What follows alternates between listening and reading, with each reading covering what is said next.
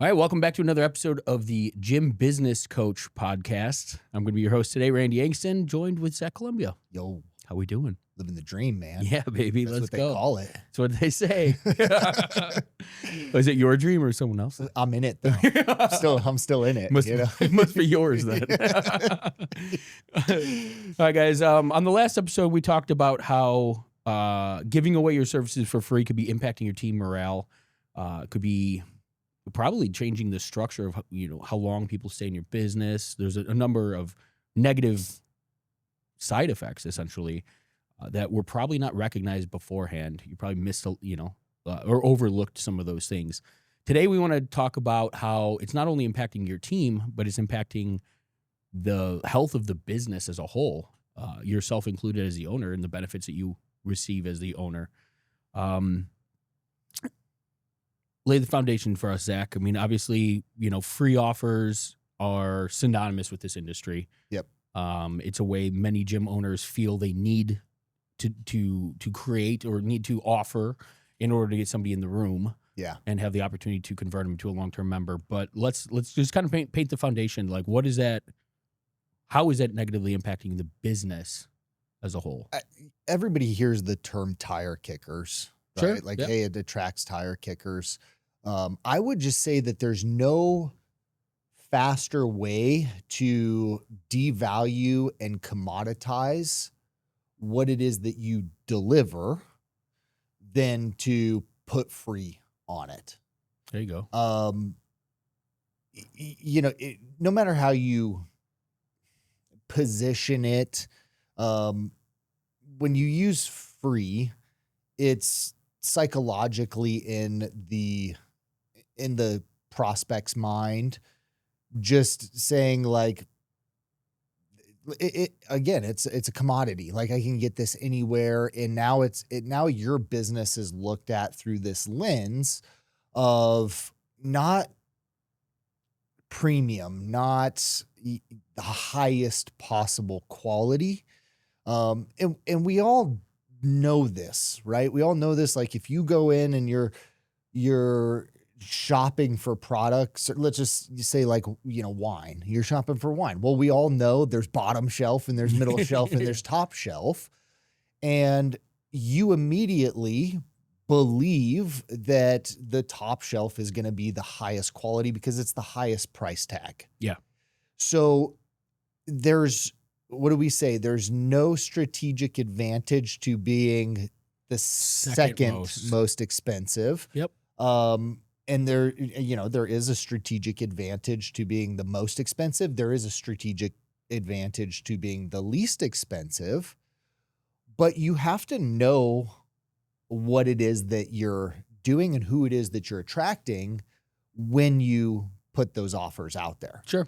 And I hear it all the time. Like, when it comes to free, it's like, well, it's not really free.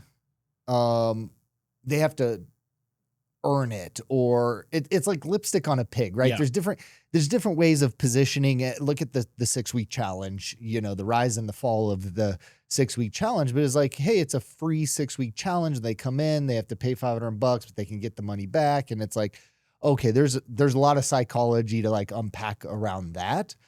But at the same time, we flash forward, 9 years after that kind of like was a huge thing. I think some gyms are still trying to hold on to it, right? But all those people are gone.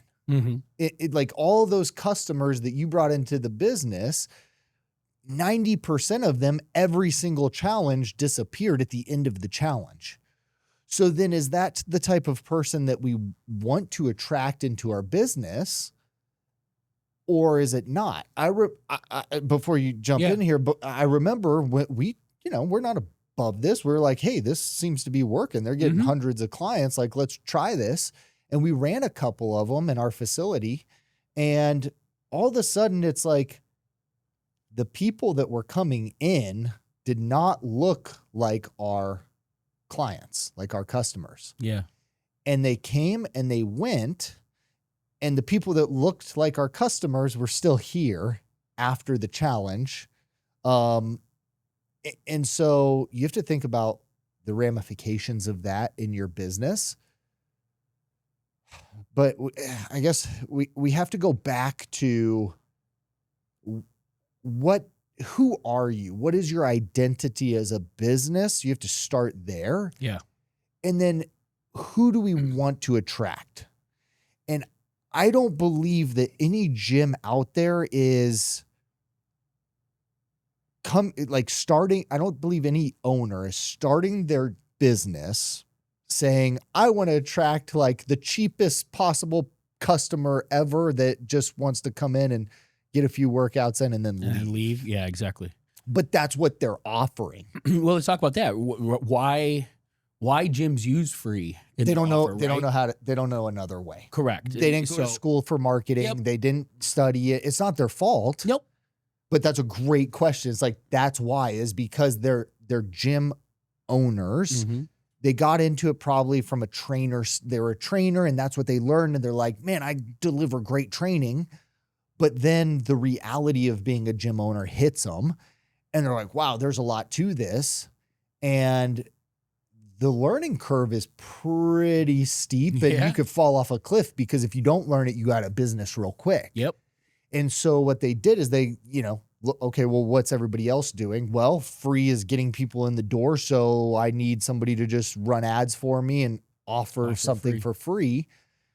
And look where that's gotten us, right? I mean, that's a very short, that's a Band-Aid that gets, that's not going to solve the problem. Well, and I think you nailed it too, right? Like you get into this industry because you want to help people. We know that the results we provide are not, it's not flash in the pan. It's not overnight. It's, for the lack of a better term, delayed gratification and hard work. You need somebody coming multiple times a week for periods of time to get the results that they're typically looking for. And that's the thing too. Like we have to remember, we provide a solution to a problem. We don't just provide a workout. And I think that's the frame that many gym owners using free are putting themselves into. They're positioning themselves as, now I sell workouts. I don't sell a solution to a problem. They don't know how to articulate that to the marketplace. And that's why position it. Their positioning is off. And so they're gravitating towards the easiest route, I would say, to get somebody's attention when it comes to just getting their attention, not necessarily acquiring a new long-term client. But if we were to look at free in an offer, free is risk removal, right? Yes. And that's one of the things I wanted to explain or paint the picture of here. There's a number of different ways to remove risk when somebody's trying to buy, when you're creating an offer without free. Yeah. Correct, right? So, we utilize a 2-week guarantee. Our expectation is that you're going to sign an annual membership, and in those first 14 days, before day 15, you have the choice of ripping up and shredding that agreement or moving forward and being part of the annual. Yeah. It's a different form of risk reversal, right? We've got another episode we've done, talks about the 5 trial styles. Yeah. If you're curious on what else you could do, go listen to that episode. We break it down in depth. But I think that's the first thing. So gym owners, you have other options. There are other ways of getting risk reversal into your offer that isn't giving it away. So that's kind of first and foremost. We don't have to do it. But the impact that it has on your business, I think, is clear when you have run challenges or you are doing free. Your business shifts from focusing on the client and delivering a superior program and results for your clients to this marketing and sales cycle where, you've got all of this front end attention going to all these newbies that that have no skin in the game. They're not committed, right? Sometimes it's even hard just getting them in for workouts because there's no sting for them, right? So can we even show the value of what they could get as a member if they're barely even attending their trial that's free? And then down the road, we know that they're only committed to X number, whatever that initial front end offer is. What's the number one problem in our industry that if we could solve, we're golden? Retention. Sure. Retention. Yeah. Retention starts with your marketing. 100%. And so we get mad and frustrated and jaded as a gym owner when it's like, man, like, I'm just losing members. And let's be real, guys. Like, there's nobody that's listening to this that isn't losing members. Everybody's like, I've got the best retention. No, you don't, right? No, you don't, or you would be at capacity and you wouldn't be trying to market and bring people into your business.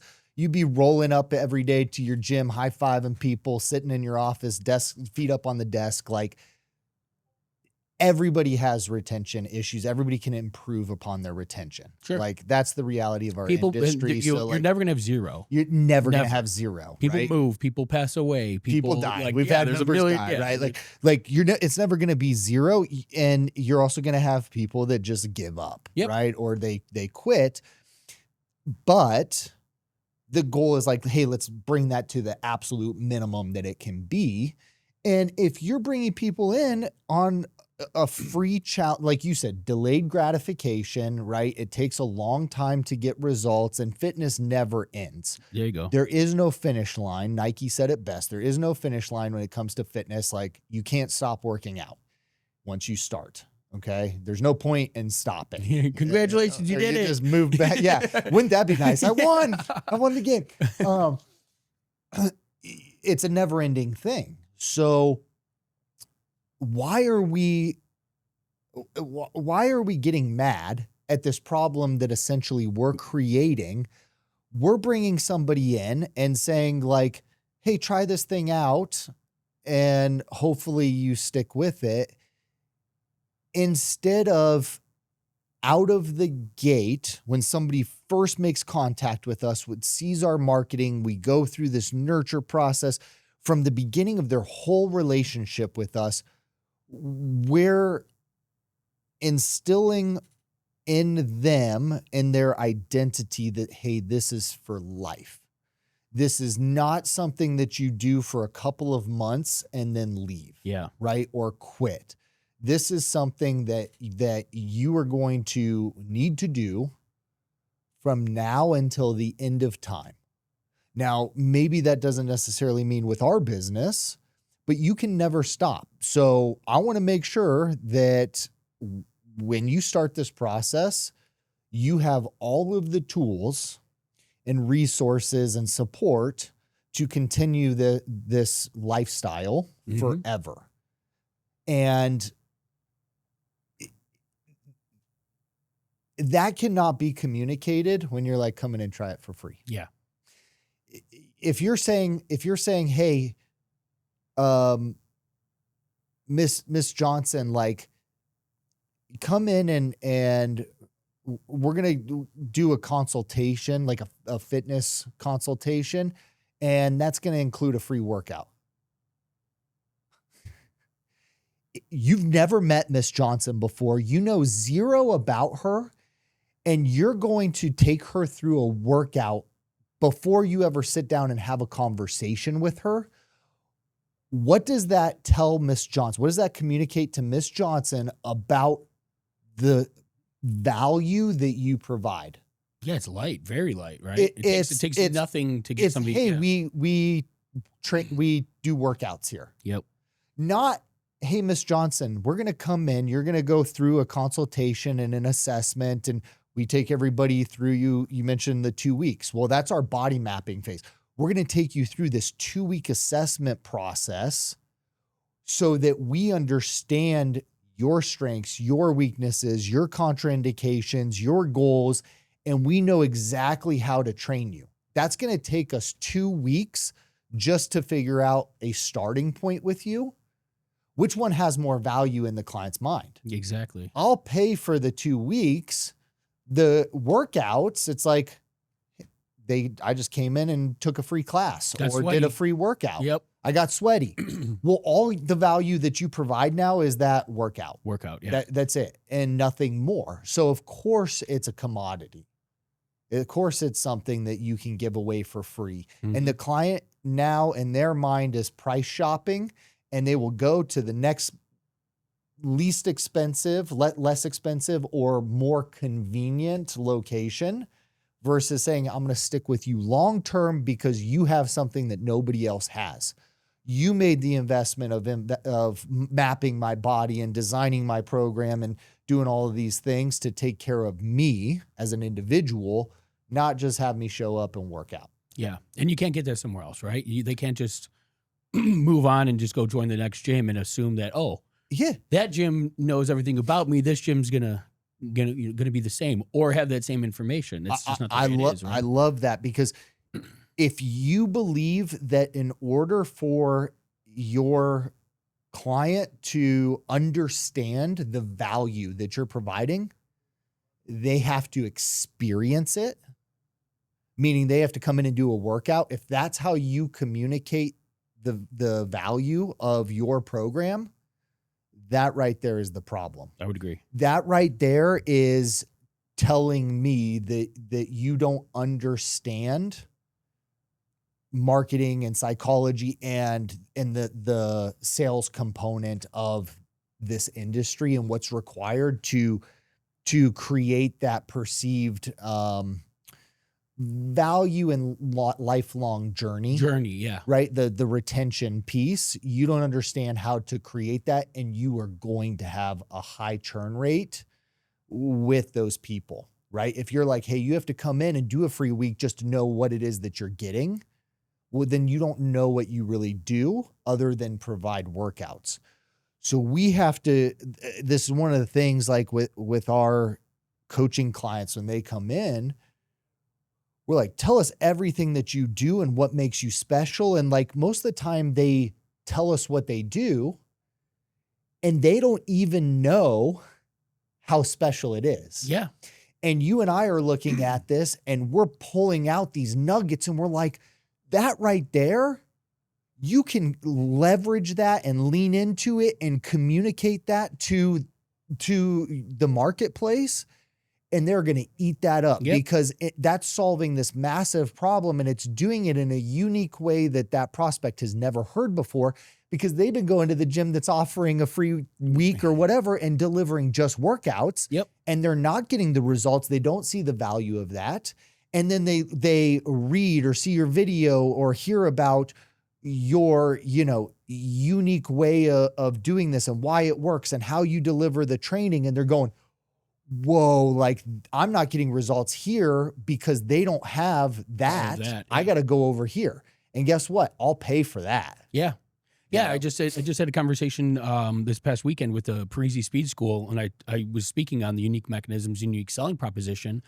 And it was interesting just watching the whole room kind of light up, like, wow, what I'm doing. And this is no knock to those gym owners, but I was telling them it's kind of like taking what they're doing and then like adding that special sauce, that unique identifier, right? Removing them from the sea of many and putting them over here in the sea of one. And we see it all of the time with gyms' websites, right? What does every gym offer? Fitness, nutrition, and accountability, right? But that's the problem. That's not the solution. Yeah. And again, we're not knocking you guys for not having the knowledge. You have to seek the knowledge and understand it. But there is a better way, right? And that's something that we coach our clients on all the time. But when we gravitate towards the workout being the piece of value that they need to experience that one workout in order to understand what we do.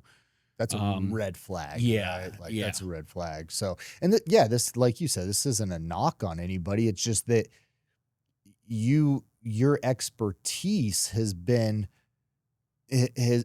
around the fitness. And that's what you've poured your heart and soul into, is learning that and becoming the expert there, but even one thing that's really common in, like in the medical industry, like with like family practitioners and stuff.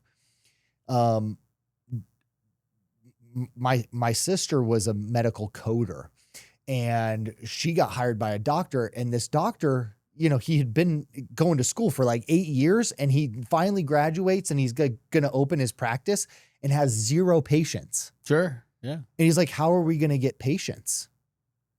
Well, he just spent all of his time and energy and education learning how to help people Yeah. questionable, but whatever.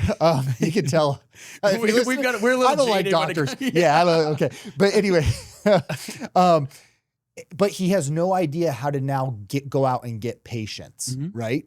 And the same thing applies to gym owners. Is like, man, you know how to help people and train them, and you could probably do that better than anybody else.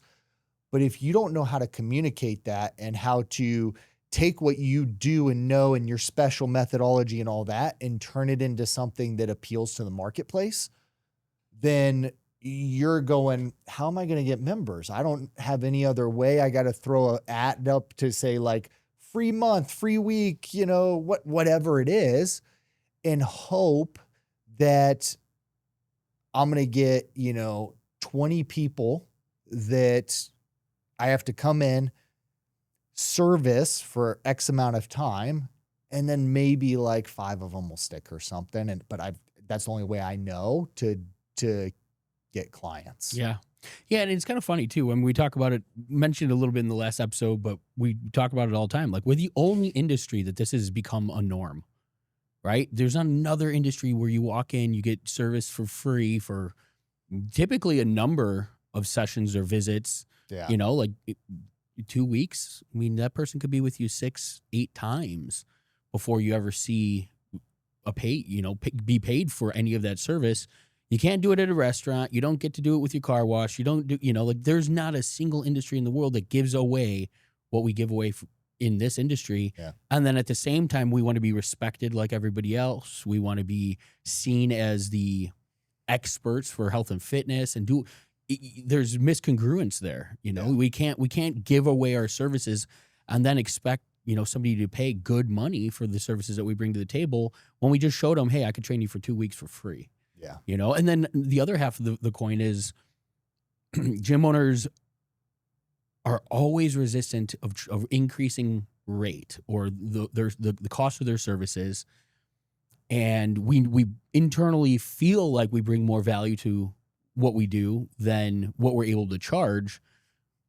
You think you're struggling to raise your rates, but if you're giving your services away, you're always going to struggle to convert people to a higher price program. Always. Who in their right mind is going to go receive something for free for 2 weeks and then turn around and pay $500 a month for that same service and expect it to be the same level of what it could be when you just got it for free? They're not going to grasp the value simply because you put them through a handful of workouts. So one of our best producing marketing things that we do is a banner. Yeah. We put it on our building. We've got, quite a bit of traffic that drives by the front of here. Our members, existing members, their membership is $109 a week. That's our annual contract. When we put the banner up, you know what the banner says? I know exactly what it says. Yeah. $109 a week. Unlimited training, $109 a week. It's the same exact thing that our clients, get. Now we believe that we provide so much value that is a steal for our members. Sure.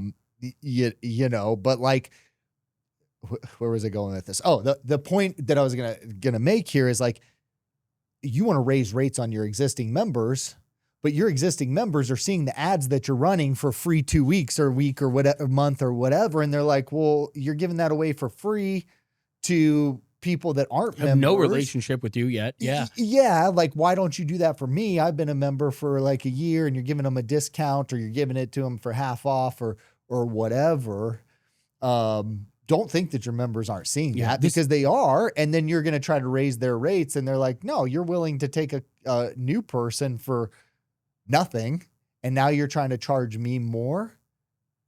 Yeah. Like, guys, I'm just bringing up these things that happen in our industry so regularly, and it's considered like the norm. There are better ways. And when was it? Was it last week we did the podcast and we were talking about, or maybe a couple weeks ago, where we were talking about like one of the benefits of hiring a coach is they can look at your business from the outside, like objectively and into your business. When you're in it, you don't see a lot of these things.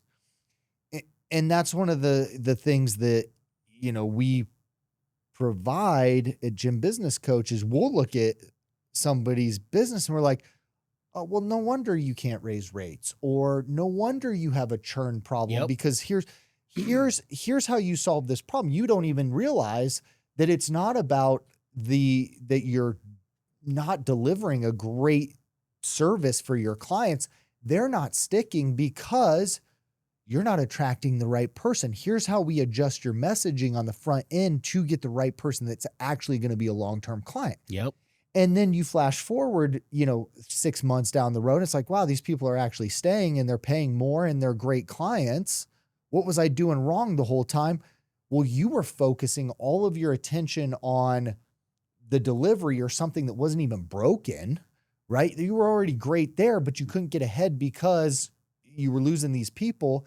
It actually was a marketing problem and a membership pricing intro offer or whatever. So you can keep spinning your wheels and running on the hamster wheel, or you solve that problem once and it's like, oh, I didn't even know that was the solution because it's so far over here and you were working on the wrong thing, you know? And that's why gym owners stay stuck. And we've talked about that a lot. I mean, talking about, attracting that lifestyle client versus a transformation client, right? I mean, right out of the gate, the psychology of those two individuals is different.